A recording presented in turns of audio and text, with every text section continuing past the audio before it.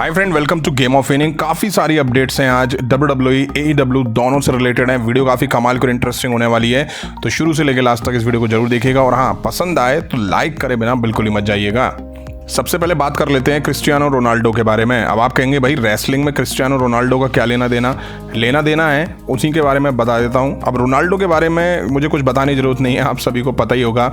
WWE की कोशिश है कि सऊदी अरेबिया में होने वाले क्राउन जूल जो कि 4 नवंबर 2023 को होगा, वहां पे वो रोनाल्डो की अपीयरेंस करवाएं। अब वो एज अ गेस्ट अपीयर होंगे या रिंग में दिखाई देंगे या कुछ करेंगे, इसका भी क्लियरिफिकेशन नहीं है। लेकिन हाँ, WWE इस कोशिश में लगी हुई है कि कैसे करके क्राउन जूल में रोनाल्डो को लाया जाए। वहीं आपको बता दूं, रोनाल्डो अब UAE के फुटबॉल क्लब की तरफ से खेलते हैं, इसलिए उनकी अपीयरेंस के चांसेस बढ़ भी गए हैं। वहीं आपको बता दूं, इससे पहले मई 2023 में जब सऊदी अरेबिया में WWE का नाइट ऑफ चैंपियन हुआ था, उससे पहले भी काफ़ी बड़े रूमर्स आए थे कि रोनाल्डो WWE में अपीयर होंगे, एज अ गेस्ट अपीयर होंगे। बट उस टाइम वो चीज़ें नहीं हो पाई थी, वो चीज़ें एग्जीक्यूट नहीं हो पाई थी। वहीं रे मिस्टीरियो के साथ भी उनकी एक फ़ोटो आई थी जो कि काफ़ी ओल्ड बताई गई थी। मैं ये बता दूं कि क्राउन जूल में रोनाल्डो ही नहीं, और भी बड़ी सेलिब्रिटीज़ के दिखने के चांसेस हैं। अब देखते हैं रोनाल्डो रिंग में आके किसी को लते आएंगे या वो एज अ गेस्ट क्राउड में बैठे हुए दिखाई देंगे। नेक्स्ट बात कर लेते हैं ब्रॉक लेसनर के बारे में। समर स्लैम के बाद से ब्रॉक लेसनर को लेके इंटरनली मेंशन नहीं किया गया है। वहीं कहा यह जा रहा है कि वो क्राउन जूल का पार्ट बनने वाले थे, इसलिए कह रहा हूँ क्योंकि बताया जा रहा है कि वो जब से इंजर्ड हुए हैं, जब से इंजर्ड मुझे तो पता ही नहीं वो कब इंजर्ड हुए हैं, लेकिन रिपोर्ट कह रही है कि भाई वो इंजर्ड हो गए हैं, तब से ब्रॉक लेसनर को लेकर कुछ भी डिस्कशन और क्रिएटिव प्लान नहीं है। तो क्या ब्रॉक लेसनर क्राउन जूल में हमें नहीं दिखने वाले हैं? अगर ऐसा है तो वाकई उनके फैंस के लिए अच्छी खबर नहीं है।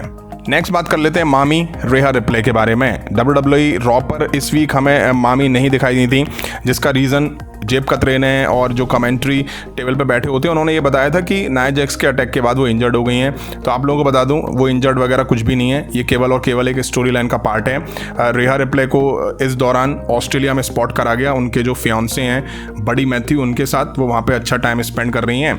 एक वीक का मुझे लगता है रेस्ट दिया गया है ताकि नाया जैक्स का जो अटैक है वो रियल लग सके और नाया जैक्स को थोड़ा हेट मिल सके, इसीलिए शायद रेहा रिप्ले को इस तरह से दिखाया गया है। ये केवल और केवल स्टोरी लाइन का पार्ट है जो आगे चल के रेहा रिप्ले वर्सेस नाया जैक्स के बीच जो मैच होने वाला है उसके लिए काम आएगी। नेक्स्ट बात कर लेते हैं 16 time world champion John Cena के बारे में। जैसा कि हॉलीवुड में स्ट्राइक चल रही है, जिस वजह से जॉन सीना लगातार WWE में अपीयर होते हुए दिखाई दे रहे हैं। फास्ट लेन जो कि आने वाला पेपर व्यू, उसमें वो मैच भी लड़ेंगे। लेकिन अब एक गुड न्यूज़ और जॉन सीना से रिलेटेड आ रही है। WWE चाह रही है कि इस साल के एंड तक जॉन सीना की WWE में अपीयरेंस को बढ़ाया जाए। उसके साथ साथ WWE जॉन सीना को रॉयल रंबल और रेसलमेनिया 40 में दिखने को लेकर के भी काम कर रही है। जैसा कि आपको बता दूं, जॉन सीना का जो था वो फास्ट लेन तक था। अपडेट अब ऐसी आई है कि वो क्राउन जूल जो कि सऊदी अरेबिया में होने वाला है वहां भी दिखेंगे, और WWE ये चाह ही रही है कि वो साल के एंड तक दिखाई दें, फिर रंबल में दिखें, फिर रेसलमेनिया 40 में दिखें। तो काफी बड़े लंबे प्लान जॉन सीना को लेकर हो सकते हैं। वहीं नेक्स्ट अपडेट जुड़ी हुई है रोमन रेंज और LA नाइट को लेके। रूमर्स ऐसे आ रहे हैं कि जब भी रोमन रेंज स्मैकडाउन पर रिटर्न करेंगे तब LA नाइट और वो आमने सामने हो सकते हैं। दोनों के बीच शायद इंटरेक्शन वगैरह दिखाई दे सकता है। पॉल हेमन और LA नाइट तो बस शुरुआत है। आपको याद होगा तो स्मैकडाउन के एक एपिसोड में पॉल हेमन और LA नाइट बैक स्टेज एक दूसरे से बात करते हुए दिखाई दिए थे, जहां पॉल हेमन खुद को इंट्रोड्यूस करते हुए नजर आए थे LA नाइट के अगेंस्ट। नेक्स्ट बात कर लेते हैं CM पंक के बारे में। CM पंक ने अभी रिसेंट में AEW के टॉनी खान को एक तरह से ट्रोल कर दिया। आपको बता दूं, जब से CM पंक को AEW से फायर करा गया है, पंक हमें केज फ्यूरी MMA एक शो होता है, वहाँ पे कमेंट्री वगैरह करते हुए दिखाई देते हैं। उनके साथ कमेंट्री में एक पार्टनर और होता है। अब आपको बता दूं, कमेंट्री के दौरान ही उनके पार्टनर और पंक ने एक तरह से टॉनी खान को ट्रोल करा है। आप लोगों को याद होगा तो मैंने आप लोगों को बताया था कि जब टॉनी खान ने पंक को फायर करा था तो उन्होंने बोला था कि मैं काफ़ी इनसिक्योर था, बैक स्टेज मुझे CM पंक से डर लग रहा था। अब आप ये देखिए, इस चीज़ को लेकर के पंक और उनके जो पार्टनर हैं उन्होंने मजे लिए। कमेंट्री के दौरान पंक के पार्टनर ने बोला कि पंक यहाँ मौजूद हैं और यहाँ पे MMA के सभी फाइटर उनसे डरे हुए हैं और सहमे हुए हैं। ये एक तरह से टॉनी खान पे पोक करना था, टॉनी खान को एक तरह से ट्रोल करना था।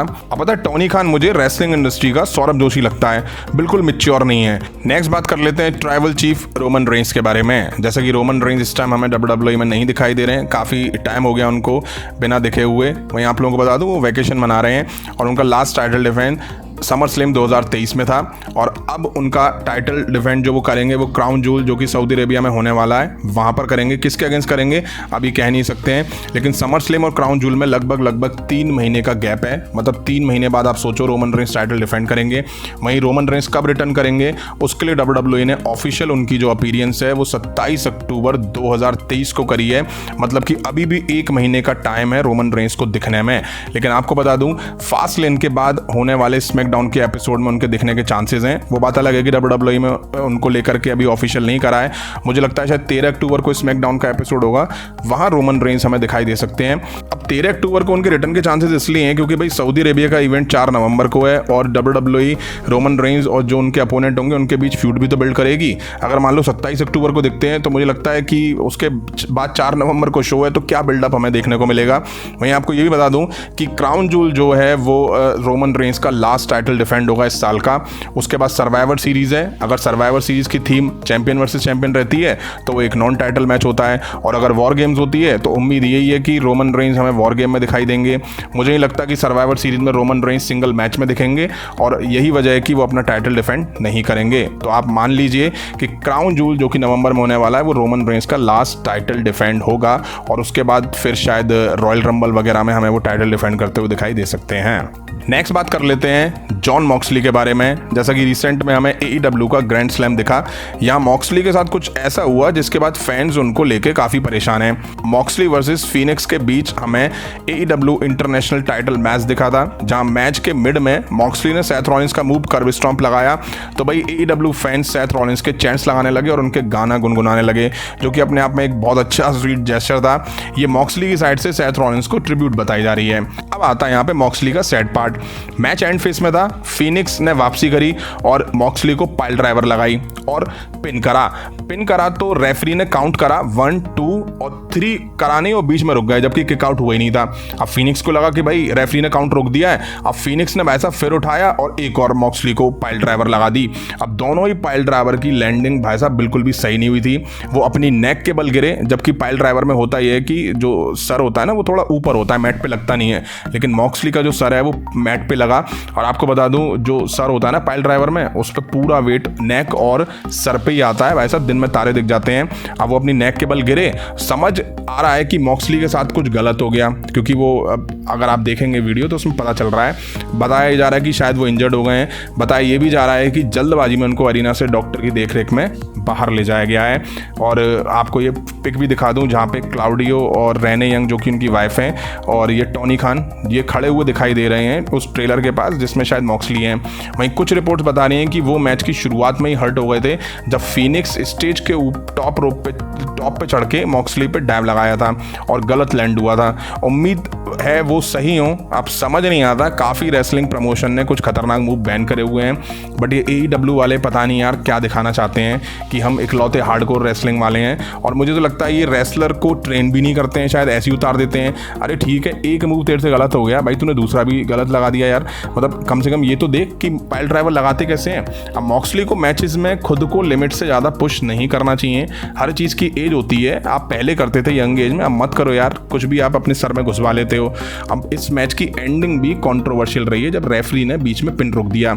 अगर रेफरी उस टाइम पिन कर जाता तो शायद दूसरी पाइल ड्राइवर मॉक्सली में नहीं लगती। तो फ्रेंड ये थी WWE और AEW से जुड़ी कुछ इंटरेस्टिंग अपडेट्स। उम्मीद है आप सभी को पसंद आई होंगी, तो लाइक करें, शेयर करें और उस तरह की इंटरेस्टिंग अपडेट्स के लिए चैनल को सब्सक्राइब करें, बेल आइकन को प्रेस करें। मिलता हूँ नेक्स्ट वीडियो में। Thank you.